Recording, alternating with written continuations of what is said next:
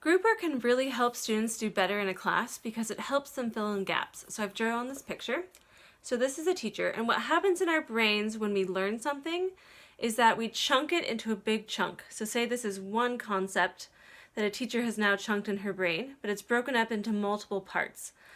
And so what the teachers have to do is they have to break apart these chunks, and they're very good at this, and then teaching students how to see each part, and then allowing students to then chunk. So this is sort of the teaching learning cycle.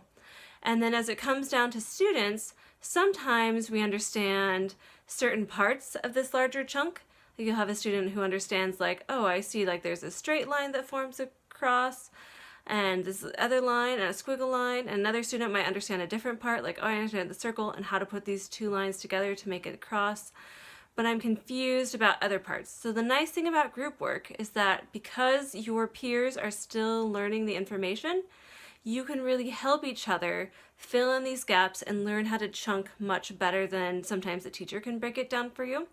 So when you have group work, you really can put your brains together and explain to other people how you're getting it. Not only does this help other people, but it also helps you, because teaching is often the best way of learning it yourself, because it's a form of retrieval practice and quizzing yourself.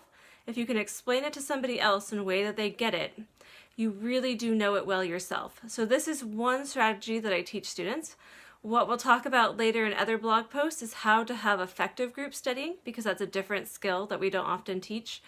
But this really is an effective way of helping yourselves and helping your teachers and your classmates really understand how to do better on tests and exams and papers, because the sharing of ideas really is where a lot of action happens, and we can really take advantage of that.